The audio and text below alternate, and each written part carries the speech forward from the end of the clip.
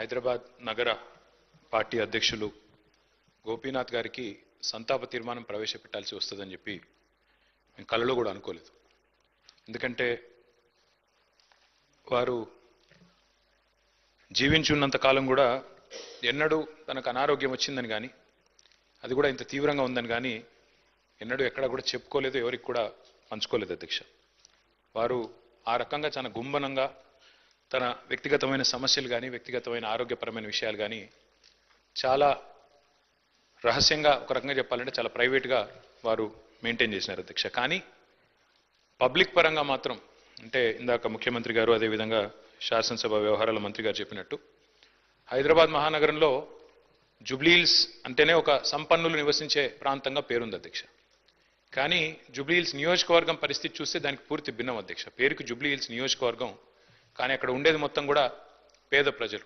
ఎందుకంటే పేరుకి జుబ్లీహిల్స్ నియోజకవర్గం అయినప్పటికీ అక్కడ ఉండేది బోరబండ, రేమత్ నగరు, షేక్పేట, ఎర్రగడ్డ, వెంగళరావు నగరు, ఈ రకంగా మొత్తంగా ఒక బస్తీలు, స్లమ్స్తో కూడిన ఏరియా అధ్యక్ష.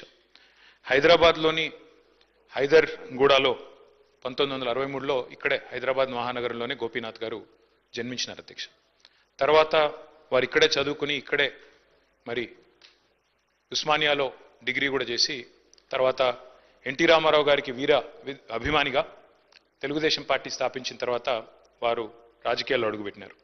నాకు బాగా గుర్తుంది అధ్యక్ష, మేము చిన్నప్పుడు మన ఎమ్మెల్యేలకు ఇచ్చిన క్వార్టర్స్ ఏవైతే ఉన్నాయో బషీర్బాగ్లో, అక్కడ మా కుటుంబం అంతా ఉండేది. పెద్దలు కేసీఆర్ గారు ఆనాడు శాసనసభ్యుడిగా ఉన్నప్పుడు మొట్టమొదటిసారి 85లో న్యూ ఎమ్మెల్యే క్వార్టర్స్లో నివాసం ఉండేది అధ్యక్ష. మేము కూడా అక్కడే ఉండేది.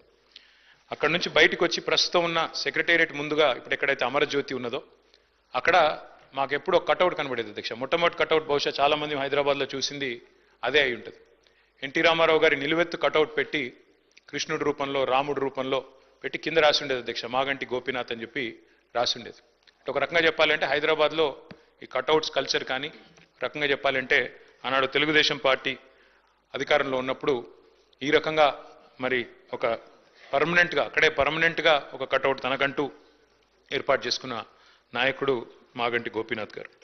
వారు చాలా క్రియాశీలంగా ఉండేది అధ్యక్ష రాజకీయాలు. చిన్న స్థాయి నుంచి కూడా మరి మొదటి నుంచి కూడా చాలా క్రియాశీలంగా విద్యార్థి దశ నుంచి కూడా రాజకీయాల్లో ఉన్నారు.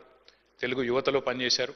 ఒక పార్టీ, ఒక నాయకుడిని నమ్ముకుంటే చివరిదాకా వారు ఒకసారి ఎన్టీ రామారావు గారి నాయకత్వంలో నడిచారు. తర్వాత తెలుగుదేశం పార్టీ ఇక్కడ నుంచి మాయమైన తర్వాత వారు కేసీఆర్ గారితో కలిసి మరి కష్టం వచ్చినా నష్టం వచ్చినా మరి 2 సార్లు కేసీఆర్ గారి నాయకత్వంలో ఎమ్మెల్యేగా గెలిచి మొదటిసారి ఎన్టీ రామారావు గారి పార్టీ తెలుగుదేశం పార్టీలో 14లో ఆనాడు మరి గెలిచి తర్వాత మరి టీఆర్ఎస్ నుండి కూడా 2 సార్లు ఎమ్మెల్యే అయినారు అధ్యక్ష. ముఖ్యమంత్రి గారు చెప్పినట్టు హ్యాట్రిక్ కొట్టడం ఎమ్మెల్యేలకు అంత సులువు కాదు అధ్యక్ష.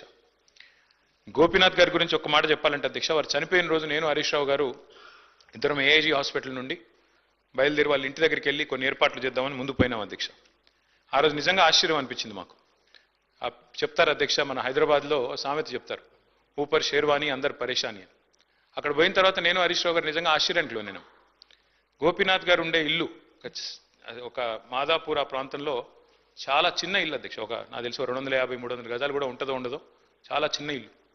ఎన్నడూ కూడా గోపీనాథ్ గారు మాకు తను ఎప్పుడు కనబడ్డా, ఇందాక మరి ప్రభుత్వం నుంచి చెప్పినట్టు ఎప్పుడు కూడా చాలా గుంభనంగా, చాలా ఎప్పుడు కూడా ఎక్కడ కూడా తనకేమైనా ఇబ్బంది ఉన్నా చెప్పేవాడు కాదు అధ్యక్ష.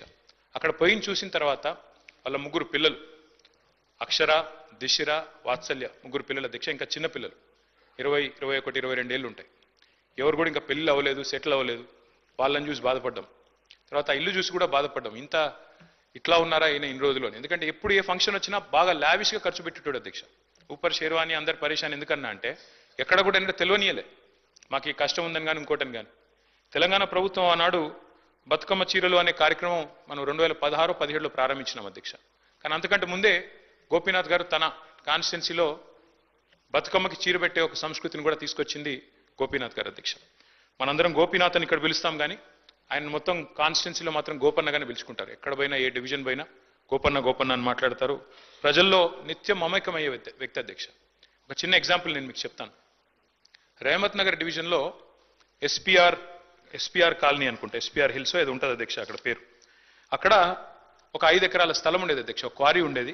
ఆ క్వారీ మొత్తం అయిపోయింది, దాని క్వారీ అంతా కూడా ఎక్స్కవేషన్ అయిపోయింది. అక్కడ కబ్జా పెట్టడానికి చుట్టూ బస్తీలు అవి ఉన్నాయి, అక్కడ కొంతమంది కబ్జా పెట్టడానికి ప్రయత్నం చేస్తూ ఉన్నారు లోకల్ వాళ్ళు కొంతమంది ఎవరు. గోపీనాథ్ గారు పట్టుబట్టి ఆనాడు ప్రభుత్వంలో ఉన్న మా అందరిని కూడా తీసుకెళ్లి ఆ ప్లేస్ చూపెట్టి అక్కడ ఒక మంచి పిల్లలు ఆడుకునే ఒక గ్రౌండ్, అదేవిధంగా అక్కడ కమ్యూనిటీ అంతా గ్యాదర్ అయ్యి చేసుకునే కార్యక్రమాలు చేయాలని చెప్పి పట్టుబట్టి దాన్ని ఒక గ్రౌండ్గా తీర్చిదిద్ది అక్కడ బతుకమ్మ వేడుకలు కానీ, అట్లాగే రంజాన్ అప్పుడు అక్కడ కార్యక్రమాలు చేయడమే కానీ, క్రిస్మస్ వేడుకలు చేయడం కానీ, ఇవన్నీ కూడా చాలా జాగ్రత్తగా చేసేటాడు అధ్యక్ష. దాంతోపాటు అధ్యక్ష వారు మరి బతికినంత కాలం ఒక మాస్ లీడర్గా ప్రజల మధ్యనే ఉంటూ ఎప్పటికప్పుడు డైనమిక్గా తిరుగుతూ అర్ధరాత్రి సమస్య వచ్చినా అపరాత్రి సమస్య వచ్చినా అధికారులను వెంటనే సంప్రదించి పనులు చేసి పెట్టే ఒక మంచి మనస్తత్వం ఉన్న నాయకుడు అధ్యక్ష. అధ్యక్ష మరి గోపీనాథ్ గారి మరణం, ఎందుకంటే మా నగర పార్టీ అధ్యక్షుడు కూడా వారు, దాంతోపాటు కేసీఆర్ గారికి మరి నమ్మిన విధేయుడిగా ఎన్ని ఒత్తిళ్లు వచ్చినా మరి ఒక నమ్మిన విధేయుడిగా మరి పార్టీలో 2 సార్లు గెలిచిన తర్వాత అదే పద్ధతుల్లో కొనసాగారు అధ్యక్ష. వారి మరణం మా పార్టీకి, అట్లాగే వారి కుటుంబం, వారి శ్రీమతి సునీత గారికి, అట్లాగే వారి పిల్లలకి, వారి తల్లి గారికి, వారి కుటుంబ సభ్యులందరికీ, వారి బ్రదర్కి అందరికీ కూడా తీరని లోటు అధ్యక్ష. దాంతోపాటు జూబ్లీహిల్స్ నియోజకవర్గంలో తనదైన చిరస్మరణీయమైన ముద్ర ఏదైతే గోపీనాథ్ గారు వేసుకున్నారో తప్పకుండా ఆ నియోజకవర్గానికి కూడా ఇది తీరని లోటు. ఈ దుఃఖ సమయంలో వారి కుటుంబం తరపున మా పార్టీ పూర్తి స్థాయిలో అండగా ఉంటుంది అధ్యక్ష. పార్టీ కుటుంబాన్ని గతంలో కూడా ఎట్లా అయితే వివిధ మా సహచరులు మరణించినప్పుడు ఆ కుటుంబాలకు అండగా నిలబడ్డామో, ఎట్లయితే గట్టిగా ఆ కుటుంబాన్ని కాపాడుకున్నామో, అట్లాగే మాగంటి గోపీనాథ్ గారి కుటుంబం కూడా మరి పూర్తి స్థాయిలో గోపన్న లేకపోయినా వారి కుటుంబాన్ని సంపూర్ణంగా ఆదుకునే బాధ్యత, పూర్తి స్థాయిలో వారిని చూసుకునే బాధ్యత మా పార్టీ తీసుకుంటుంది. మరి ఈరోజు శాసనసభలో వారి సంతాప తీర్మానంలో ప్రసంగించే అవకాశం రావడం విషయంలో బాధను వ్యక్తం చేస్తూ ఈ శోకాతప్త సమయంలో వారి కుటుంబానికి, అదేవిధంగా వారి అభిమానులకి, అదేవిధంగా కార్యకర్తలకు కూడా వారికి మనోధైర్యం భగవంతుడు ప్రసాదించాలని కోరుకుంటూ తమరికి ధన్యవాదాలు. I request Minister for Agriculture, Sri Tummala Nageshwara garu.